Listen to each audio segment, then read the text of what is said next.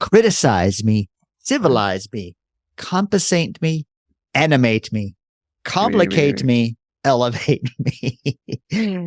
We're talking about the Rush song, Animate. Every Rush song. What does this song mean to you, gentlemen?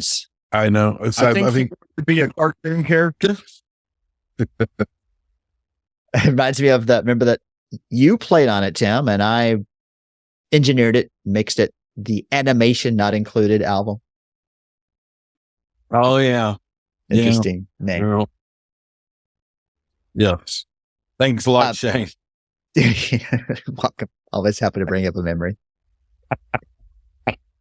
That was before this album, so this wasn't a time when we were stealing another idea from Rush.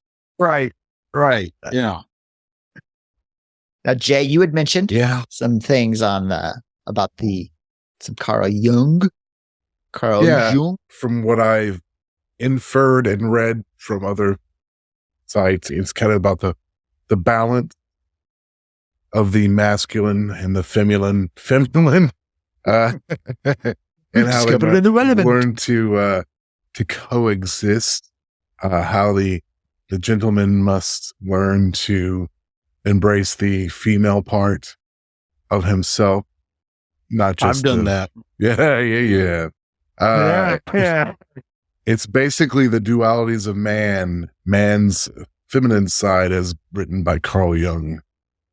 There's a feminine side to every man, and they need to open up more about it. It's okay to express your feminine side. I'm looking at the words here.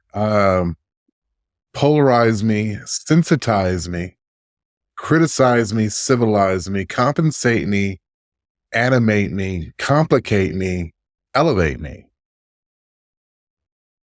What he's saying there is polarize me, sensitize me, criticize me, civilize me, compensate me, animate me, complicate me, and elevate me. That's what I'm getting out of that. How about you guys? You know, what I thought he said for the longest time until I finally just wrote down and read the lyrics, I thought he was saying lemonade me. Lemonade me. Okay. All right. I don't. You and your lemonade, really man. I think that's a callback to our Lemonade from the North. I think it is. Episode with the Rush Discuss. Everybody. Even just all about lemonade. Or maybe Tim is just obsessed with lemonade. All right. I have a quote from that's Neil. what to do. I have a quote from Neil about it. And I got this from 2112.net. I'll put a link in the show notes. And I quote, in the song, I was trying to get at the idea that you can be both strong and sensitive. You can be both ambitious and soft, really, but not to deny either and to keep them in balance. So the dominance and submission metaphor had to come into play, but I used it again of a person dominating himself in this case because it's a man. He's dominating his softer side, but at the same time, he also has to dominate his A words, aggression, ambition, and the traditional male things. Well, I mean, there's a verse here that I really like. It says, my counterpart, my foolish heart. A man must learn to rule his tender part. I'm guessing that's not his penis. A warming, a trend, a gentle friend. A man must build a fortress to defend. What do you reckon that last line means? You know what, Jay? I disagree.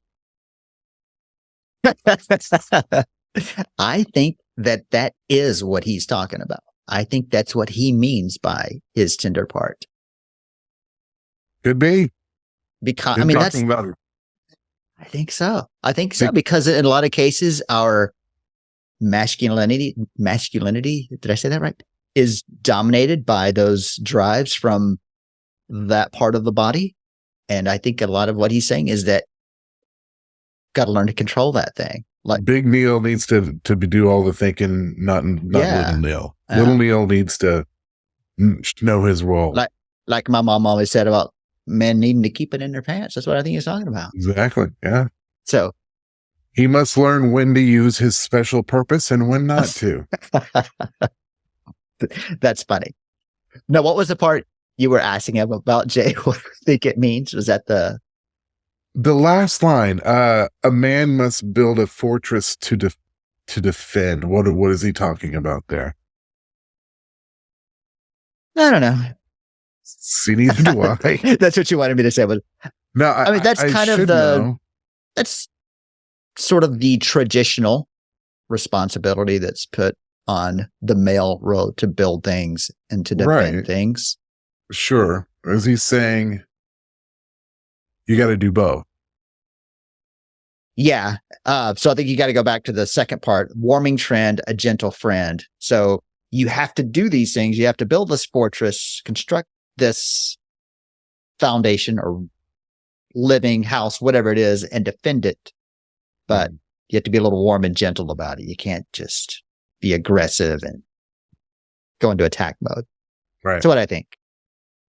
That's what I get out of it. That's what I think. I like the second part of that. A secret face, a touch of grace. A man must learn to give a little space. A peaceful state, a submissive trait.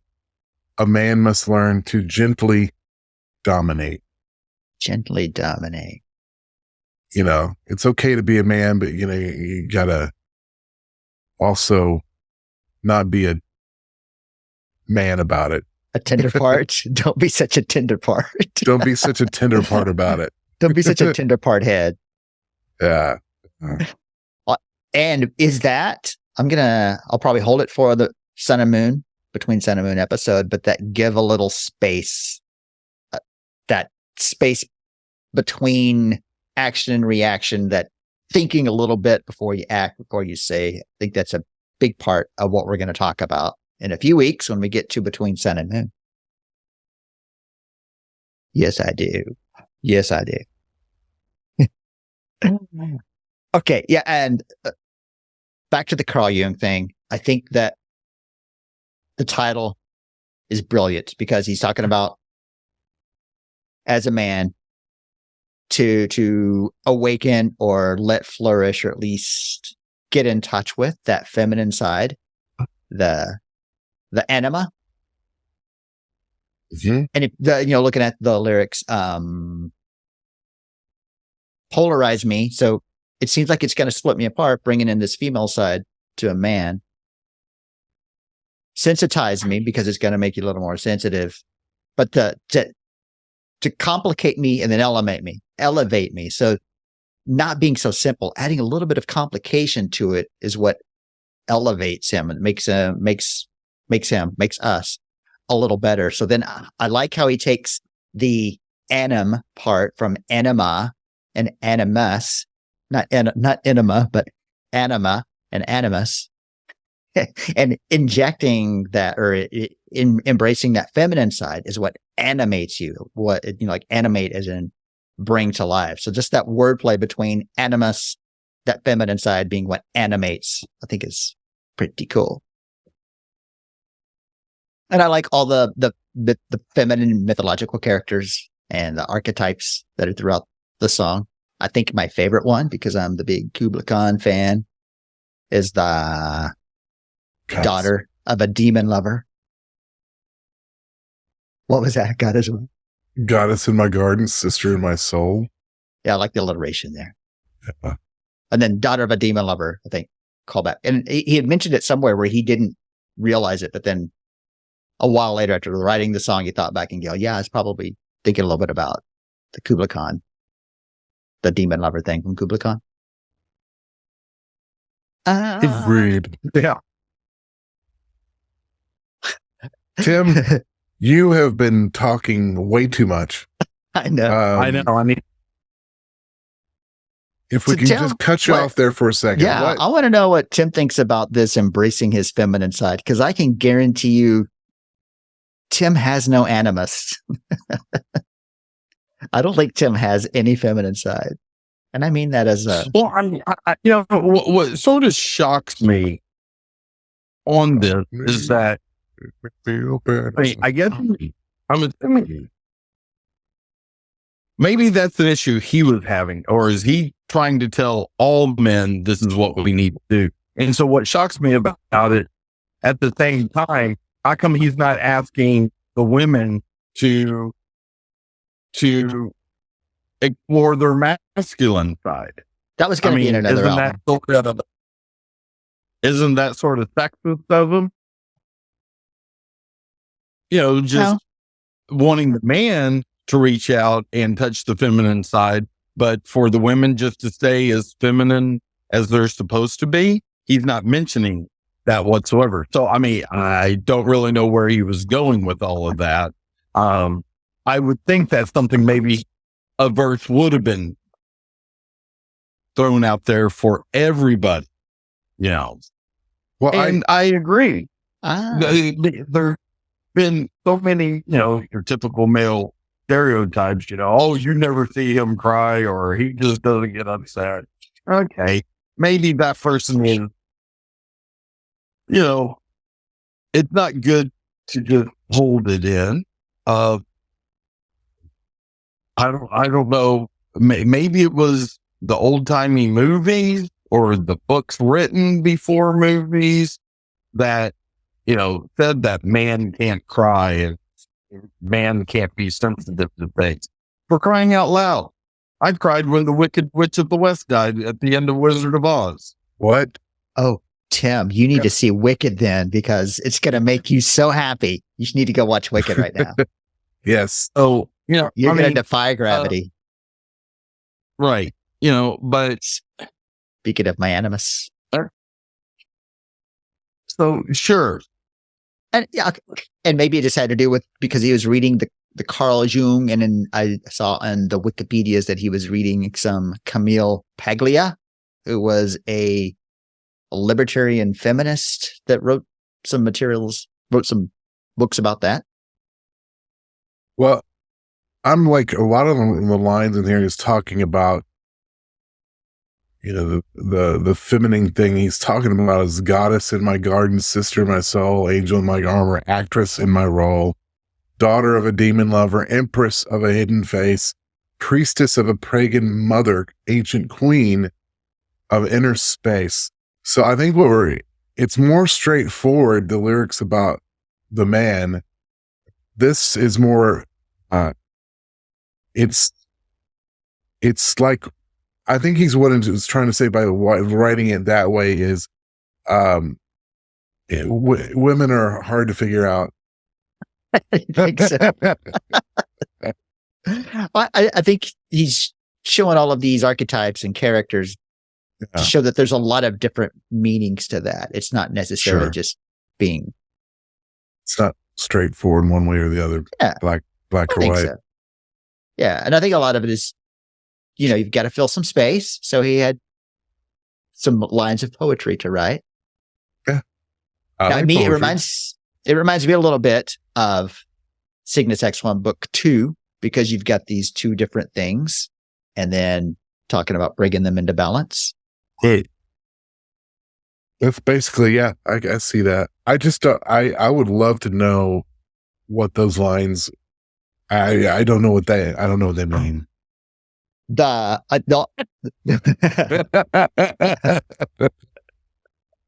was so Frank Farley like. No, it was very J-like. Yes, that's right. And of course, Tim gets the joke, and Shayne proceeds to mansplain. See, this is what Neil is telling us not to do.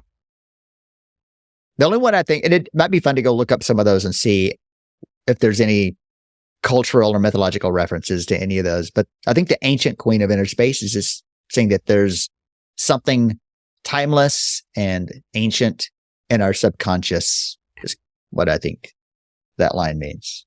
I've heard it both ways. All right. And I think one of my favorite lines is the spirit in my psyche, double in my role. And I'm going to tell you why. And Tim's going to love this because it's getting deep. Spirit and psyche are kind of the same thing, kind of. Ooh. But psyche is a more scientific way of talking about the non-material parts of the human. So whereas in religion, the spirit would mean more like our soul. But when you talk about science, psyche is going to be the more scientific and would refer more to like the way they're trying to define consciousness now as to whether is it the firing of the neurons, is it some sort of other electrical or magnetic thing going on in our heads. So then Neil's saying, I think a lot like he did in Mystic Rhythms, is that we need to mix a little spiritualism into our analytical side. And that's what I think the spirit and the psyche line means. So as far as lyrics overall, I think this one is a 1. I thought I stopped right before I fell asleep. I think as far as grading like we did the musical performances, I think the lyrics in this are just brilliant. I agree. The ones I understand are brilliant. And the ones I don't understand are probably also brilliant. They're pretty. They're pretty words. They're either pretty and words. or cool. Pretty words. Daughter. I mean, wouldn't that be great in some type of science novel? It is the daughter of the great enchantress. Yeah, Gene Gonzalez to say that. All right. Well, that's all my notes. You guys got anything else on the lyrics? What? What happened? I said I would like to see the demon lover. Yeah, I would like to see that. Like that's like the antithesis of nope. It's like the female version of or breath, God of Thunder, or and rock and roll. Oh, the demon. A savage place, as holy and enchanted as air beneath a waning moon, was haunted by woman wailing for her demon lover. That's the line from Kubla Khan. Oh, okay. So we must first know what that means to know what this means. Right. That was just a dude that took some drugs and had a dream. Sounds to me like this requires a lot of book reading and research. Oh, thanks, Shayne. That's what. That's okay. I'll send you a reading list. Research. I'll send you the reading list. Well, that's what we think. I think the song would be a lot better if it went like, lemonade me, don't sweet tea me. No, okay. Exacerbate me, master. Whoa, what? Easy there. Exaggerated. Okay, well, that's what we think about the amazing song Animate. We want to know what you think. What lyrics do you like? What lyrics do you just not understand? Email us 2112@everyrushsong. Hit us up on the Soch and on YouTube at Every Rush Song. Tim, take us home. Country Road. We hope to see you again sometime. Thank you.